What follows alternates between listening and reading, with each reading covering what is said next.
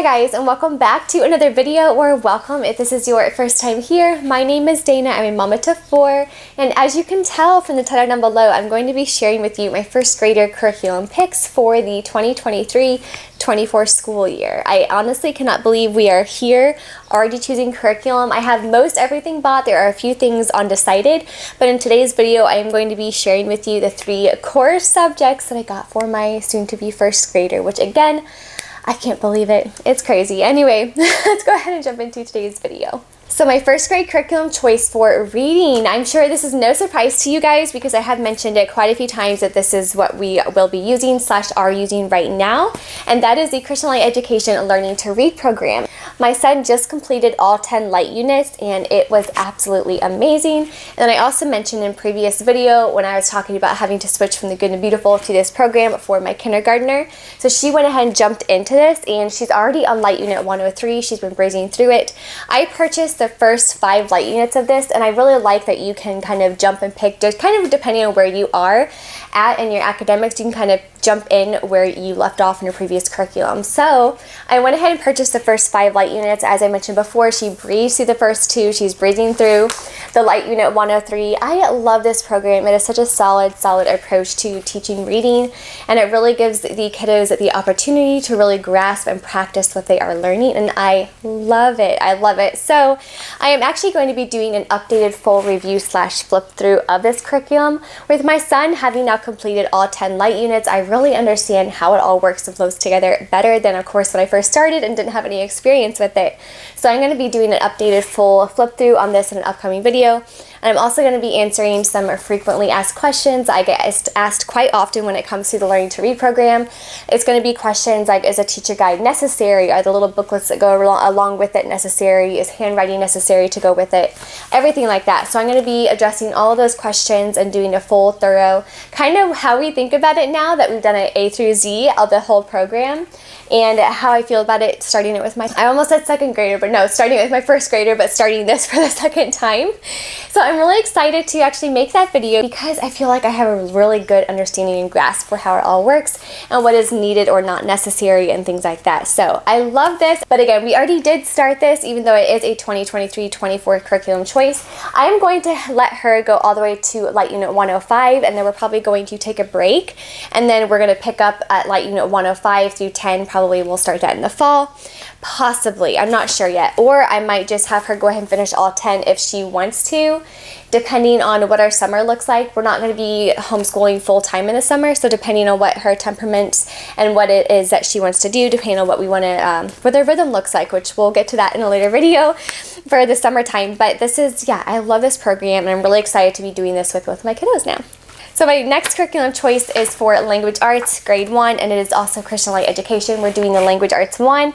And just as a heads up, you actually do not start Language Arts 1 until you are halfway through the Learning to Read program. The way the scope and sequence is laid out, that once you hit Light Unit 105, you then add in Language Arts. I love that they do that because it really gives the children a really soft, gentle, but such a sound approach to reading before they add in another aspect of it. So I love that, and I really found that when I was doing this with my son, again, I'll do another updated flip through because I have actually walked through this, and again, I'll share all that in the flip through video.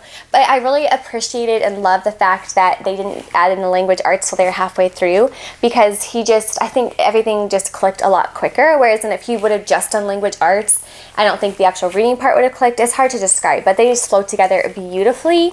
I love these two together. I think they're great. I believe the language arts program from CLE can also be a standalone item. You don't need to do this first. So if you are wanting a solid first grade language arts, highly recommend this. After you complete the Learning to Read program, you just jump right into Reading 1, which is this one right here, and this is the one that she will also be doing along with the actual I Wonder reader. Now, this is also something that my son is currently doing as well. Again, he is loving it. I love the program for him, and it has really helped him overall just become really confident in all of his reading skills. So my first grade math book, which I'm sure, again, you probably already know, is the Christian Light Education first grade math book, and I, again, love this. My son is actually on light unit 109 9 right now. He's getting ready to finish it. And again, I'm going to do an updated flip through video for you so you can kind of see the whole picture on how we enjoyed the whole thing, some pros and cons and things like that. Overall, I love this curriculum still, absolutely love it, hence why I got it for her. Now, I actually had to switch her to this, and she's on Light Unit 10. We just started her on this actually 101. I shared that in a past video that we were really struggling with math and trying to find something that really worked for us. And this is something that is just very, very gentle. There's a lot of practice. You don't add in a bunch of new math facts at once.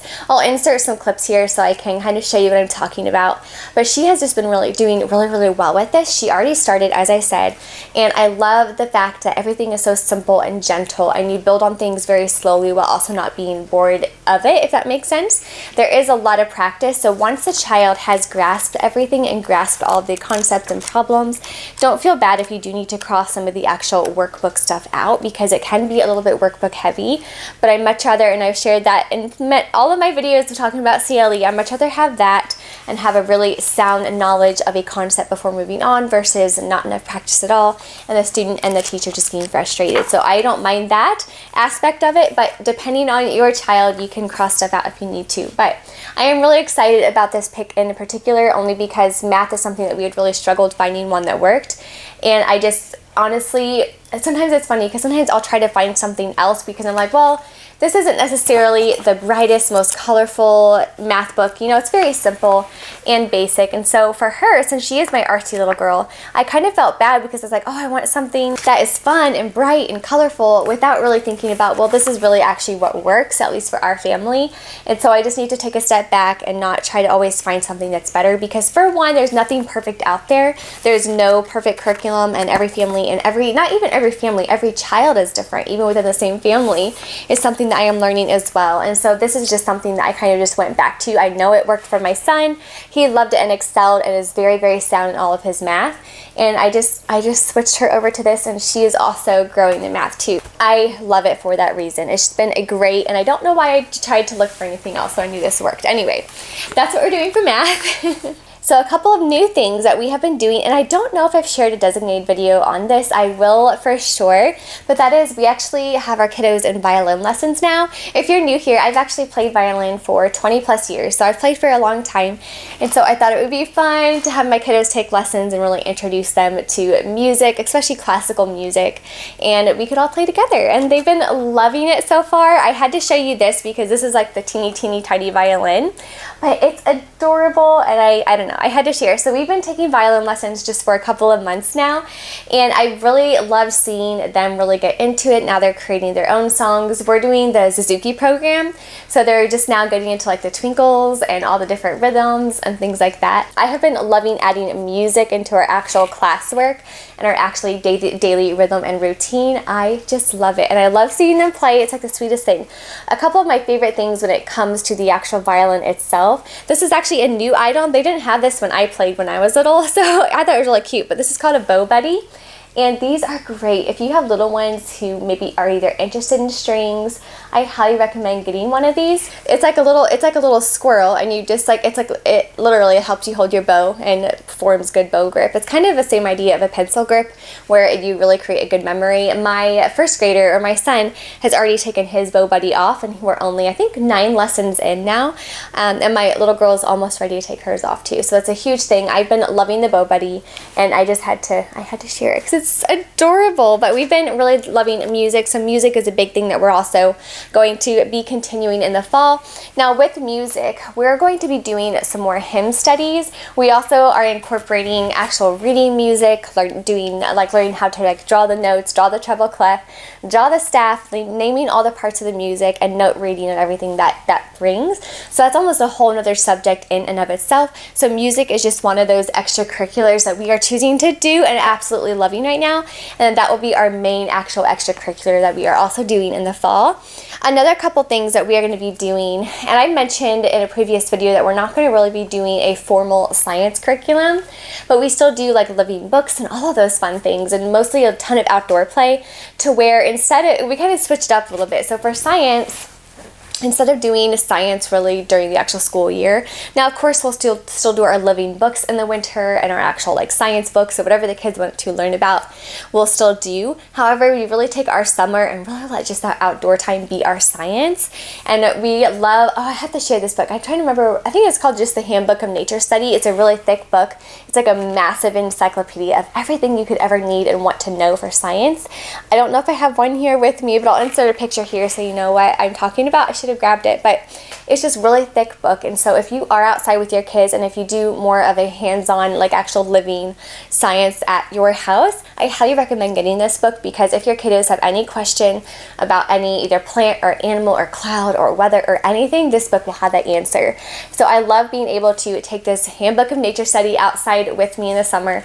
So if they have a question about something they are seeing, I can actually tell them what it is without feeling the need to have my phone with me. So I'm one of those people too where I don't, especially if the kids are outside, I don't really like to have my phone on me per se. I really just like to be out there. Sometimes I'll read, sometimes I'll just watch them play. But having this next to me is a great resource, and it has every question and answer at your fingertips without feeling the need to have your phone with you. So I love that resource, and that's going to be one of our main things that we incorporate into our actual hands-on living science for this year.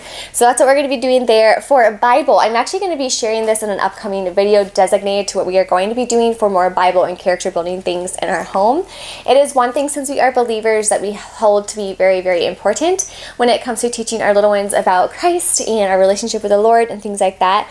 A couple of things that I do have, that this is honestly things that we've already kind of been doing in our home, but we've been learning the catechism. I have this little tiny pocket one. It's just the Catechism for Kids. It's 52 short answers and questions to help children better understand God, humanity, sin, and salvation. And we've been loving this. My kids have memorized the first 5 already, and all it is just a little question and answer book. And I love how small it is because I kind of carry it with us wherever we're learning for the day. But the question 1 would be, what is our only hope in life and death? The answer, that we are not our own but belong to God. Question 2, what is God? Well, God is the creator of everyone and everything. So it's just a great little resource to have on hand, and I'm hoping that by the end of the year or the beginning of next year we can have all of them memorized. But it's a great resource to really put truth in our little ones' hearts. Another one of my favorite resources, and this is actually something I bought last year that we've been kind of incorporating a little bit.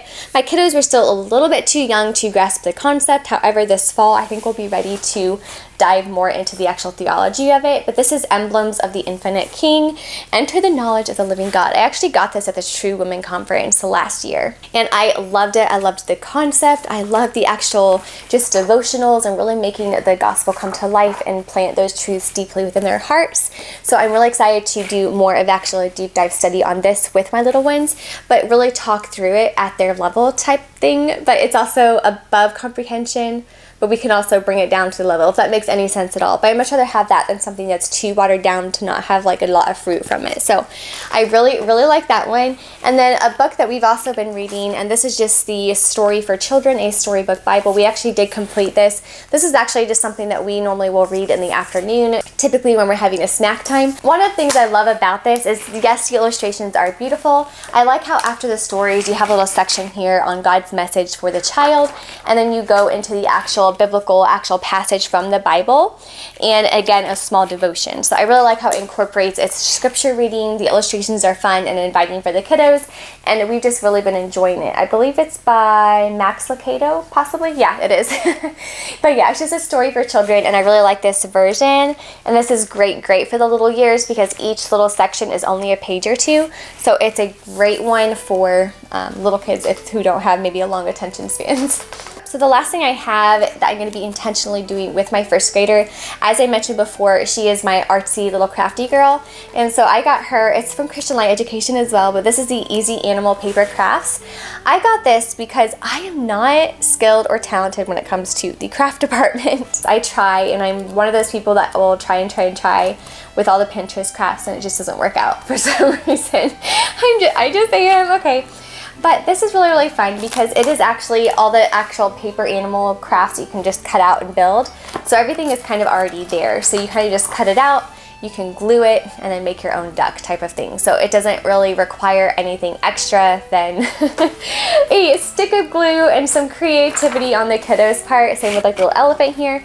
But I love that because there's just all kinds of really, really fun crafts that I know she is going to love doing. So this is a fun one that I know she is going to love.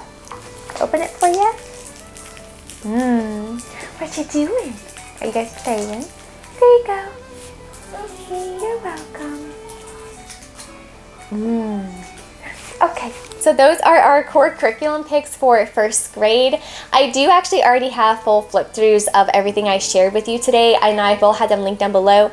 I am, like I said though, going to be redoing them all to give a full perspective on having done it already from A through Z, what my thoughts and pros and cons of the curriculum are and things like that. So I'll have those linked down below if you don't want to wait for the new flip throughs to come out. But again, I'll be sharing those probably in the next couple of weeks. Yeah, thank you guys so much for being here and for watching today's video. And until my next one, I hope you guys have a great day, whatever you're doing, and God bless. Bye.